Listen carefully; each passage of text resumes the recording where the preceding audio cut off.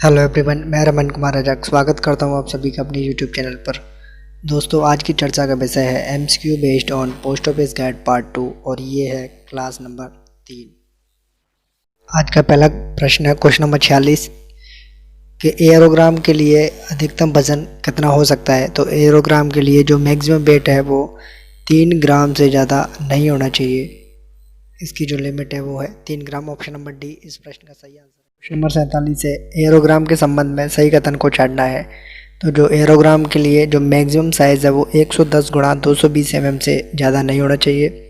Option number B में है कि जो उसकी लंबाई है एयरोग्राम के लिए, अगर उसकी चौड़ाई में √2 से मल्टीप्लाई करते हैं, गुणा करते हैं, तो उसके बराबर में होनी चाहिए लंबाई या फिर उससे थोड़ी सी ज़्यादा होनी चाहिए। ऑप्शन नंबर 3 में है कि जो मिनिमम साइज़ है वो 90 गुणा 140 mm से ज़्यादा नहीं होना चाहिए।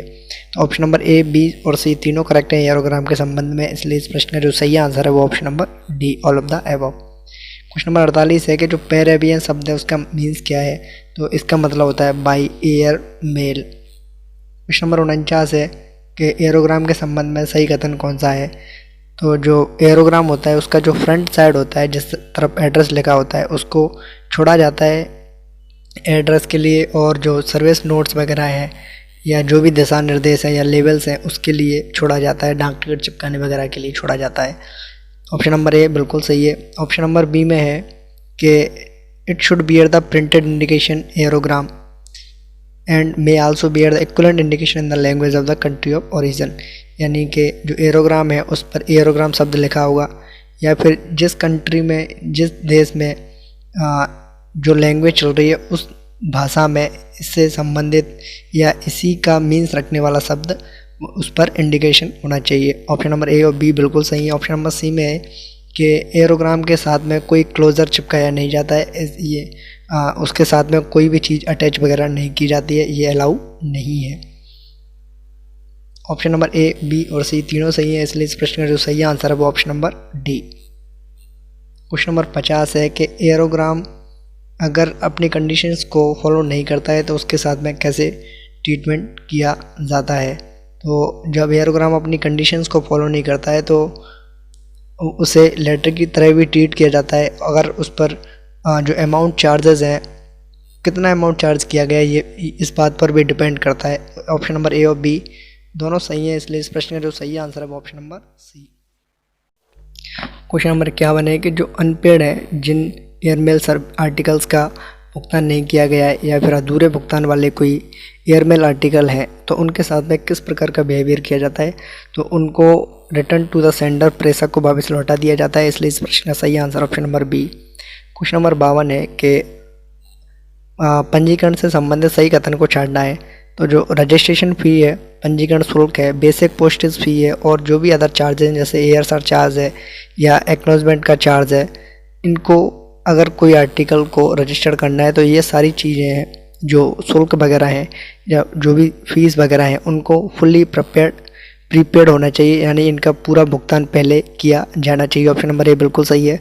ऑप्शन नंबर बी में है कि अगर कोई अनपेड आर्टिकल है या अंडरपेड है, या तो उसका भुगतान नहीं किया गया हो या फिर उसको आधा अधूरा भुगतान किया गया हो, तो ऐसे भी आर्टिकल्स को रजिस्टर नहीं किया जा सकता है।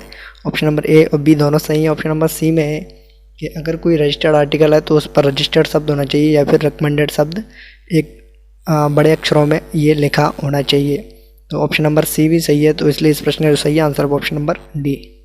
क्वेश्चन नंबर 53 की बात करते हैं। क्वेश्चन नंबर 53 में है कि जो शब्द है एवेस डे रिसेप्शन, इसका मीन्स क्या होता है। तो इसका मीन्स होता है advice of delivery. Question number 54 है कि सही कथन को छांटना है। पोस्ट ऑफिस की क्या क्या लाइबिलिटीज़ हैं, क्या क्या उनकी जिम्मेदारियाँ हैं अगर कोई रजिस्टर्ड आर्टिकल के संबंध में है। तो अगर कोई रजिस्टर्ड आर्टिकल खो जाता है तो इसके लिए भी पोस्ट ऑफिस जिम्मेदार होता है। वही जो कंपनसेशन है, यानी कि जो क्षतिपूर्ति है, अगर कोई रजिस्टर्ड आर्टिकल खोता है तो उसके लिए जो चार्जेस हैं, कंपनसेशन है या क्षतिपूर्ति है, वो 220 रुपये है, या दूसरी भाषा में कहें तो 60 गोल्ड फ्रेंच है। वहीं अगर कोई रजिस्टर्ड बल्क बैग खो जाता है तो उसके लिए 1110 रुपये है या फिर 300 गोल्ड फ्रेंच है, और ये जो चार्जेस हैं वो वेरी करते रहते हैं। तो ए, बी और सी तीनों प्रश्न ऑप्शन सही है, इसलिए इस प्रश्न का जो सही आंसर है वो option number D, all of the above. Question number 55 में पूछा गया है कि जो लेटर पोस्ट की कैटेगरीज हैं इनमें से किसको इंश्योर्ड किया जा सकता है फॉरेन पोस्ट के संदर्भ में। तो ओनली लेटर्स को ही इंश्योर्ड करके भेजा जा सकता है, इसलिए इस प्रश्न का जो सही आंसर है वो ऑप्शन नंबर ए। क्वेश्चन नंबर 56 है कि अगर इंश्योर्ड लेटर है तो इंडिया में उसे कितने अमाउंट तक अडॉप्ट किया जाता है। तो उसके लिए जो अमाउंट है वो है 10,000 रुपये, ऑप्शन नंबर ए बिल्कुल सही है। क्वेश्चन नंबर 57 है कंपलसरी इंश्योरेंस किसके लिए होता है। जो कॉइन्स होते हैं, बुलियन होते हैं या बैंक नोट होते हैं उनके लिए भी कंपलसरी इंश्योरेंस होना चाहिए, इन्हें इंश्योर करके ही भेजा जाना चाहिए। वहीं प्रीशियस स्टोन्स है, प्लेटिनम है, इनको भी इंश्योरेंस करके भेजा जाता है। ज्वेलरी है या आर्टिकल ऑफ गोल्ड और सिल्वर है, इनको भी इंश्योर करके भेजा जाता है, इसलिए इस प्रश्न का जो सही आंसर है वो option number D, all of the above. Question number 58 है इंश्योर लेटर के संबंध में सही कथन को चाटना है कि जो इंश्योर लेटर होते हैं उनका जो डायमेंशंस होती है वो लेटर के समान ही होती है, ऑप्शन नंबर ए बिल्कुल सही है। ऑप्शन नंबर बी में दिया हुआ है कि अनपेड और अंडरपेड जो आर्टिकल्स हैं, इंश्योर लेटर आर्टिकल्स हैं, उनको इंश्योरेंस के लिए एक्सेप्ट नहीं किया जा सकता है, ओनली और ओनली प्रीपेड आर्टिकल्स को ही एक्सेप्ट किया जाता है, ऑप्शन नंबर बी भी सही है। ऑप्शन नंबर सी में है कि जो इंश्योर लेटर्स हैं जिनमें बैंक नोट्स हैं या करेंसी नोट्स हैं या गोल्ड कॉइन्स हैं या बुलियन है या ऐसा कोई आर्टिकल है तो उनमें जितने अमाउंट के जो वैल्यू उसके अंदर है उतने ही रुपए का इंश्योरेंस कराना होता है, ऑप्शन नंबर ए, बी और सी तीनों सही है, इसलिए इस प्रश्न का जो सही आंसर है वो ऑप्शन नंबर डी।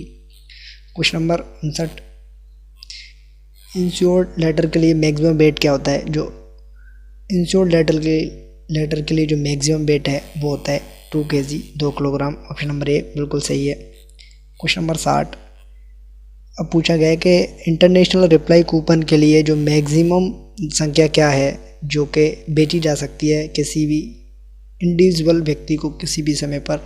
तो उसके लिए जो लिमिट है वो है 10 इंटरनेशनल रिप्लाई कूपन एक समय पर बेचे जा सकते हैं, ऑप्शन नंबर ए बिल्कुल सही है।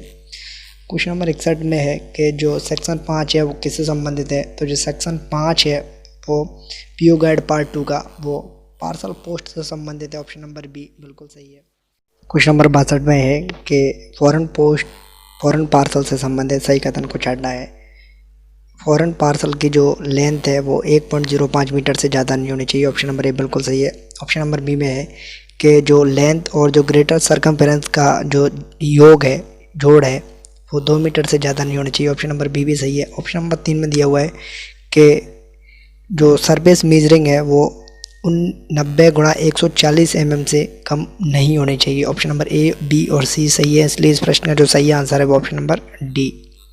क्वेश्चन नंबर 63 की बात करते हैं कि वजन के संदर्भ में जो सीमाएं हैं उनके संदर्भ में सही कथन को छाटना है कि जो फॉरेन पार्सल होते हैं उनके लिए जो मैक्सिमम लिमिट है वेट की वो जनरली 20 किलोग्राम होती है, ऑप्शन नंबर ए बिल्कुल सही है। लेकिन कई देशों में इसकी जो सीमा है वजन की वो 10 किलोग्राम तक ही है, ऑप्शन नंबर बी भी सही है। ऑप्शन नंबर सी में है कि अगर कोई एयर पार्सल है उसके लिए जो लोअर लिमिट है वेट की वो 10 kg है, लेकिन वही एक देश ऐसा भी है, एक क्षेत्र ऐसा भी है, क्यूमोई करके है ताइवान में, उसके लिए लिमिट है वो है 3 किलोग्राम की, ऑप्शन नंबर ए और बी और सी तीनों सही है, इसलिए इस प्रश्न का सही answer option number D. Question number 64 में है ब्रीच कंडीशंस क्या है फॉरेन पार्सल के लिए। तो जो ब्रीच कंडीशन है फॉरेन पार्सल के लिए वो वैसे तो अगर कोई कंडीशंस फॉलो नहीं होती हैं फॉरेन पार्सल के द्वारा तो उन्हें डिस्पैच के लिए एक्सेप्ट नहीं किया जाता है। अगर किसी कारणवश एक्सेप्ट भी कर लिया जाता है तो उन्हें रिटर्न टू सेंडर कर दिया जाता है, इसलिए इस प्रश्न का जो सही आंसर है वो option number D, both B and C are correct. Question number 65 में है कि जो पेरेबियन शब्द है जो कि एयर पार्सल पर लिखा जाता है वो कहाँ पर लिखा होना चाहिए। तो जो पेरेबियन शब्द है वो टॉप लेफ्ट हैंड कॉर्नर पर एड्रेस हेड की तरफ होना चाहिए, इसलिए इस प्रश्न का जो सही आंसर है वो ऑप्शन नंबर ए है। क्वेश्चन नंबर 66 में है कि अगर कोई फॉरेन पार्सल है और उसे पोस्ट किया जाता है ब्रांच ऑफिस में तो उसकी जो इंश्योरेंस की लिमिट है वो किससे ज़्यादा नहीं होनी चाहिए। पूछा गया है सिंपली कि उसकी जो मैक्सिमम लिमिट है इंश्योरेंस के लिए वो कितनी है, तो वो है 600 रुपये, ऑप्शन नंबर ए बिल्कुल सही है। क्वेश्चन नंबर 67 है कंपनसेशन यानी क्षतिपूर्ति के संदर्भ में सही कथन को छाटना है। अगर कोई पार्सल जिसका वजन 5 किलोग्राम से ज़्यादा है उसके लिए कंपनसेशन है 300 रुपये, ऑप्शन नंबर ए बिल्कुल सही है। ऑप्शन नंबर बी में है कि अगर 5 किलोग्राम से ज़्यादा वजन है और 10 किलोग्राम से कम है तो उसके लिए 500 रुपये कंपनसेशन है। ऑप्शन नंबर सी में है कि वजन 10 किलोग्राम से ज़्यादा है लेकिन 15 किलोग्राम से कम है तो उसके लिए 660 रुपये है। वहीं जो पार्सल का वजन 15 किलोग्राम से ज़्यादा है लेकिन 20 किलोग्राम तक है तो उसके लिए कंपनसेशन है 830 रुपये। Option number A B C D तीनों सही है, इसलिए इस प्रश्न का जो सही आंसर है वो option number D, all of the above.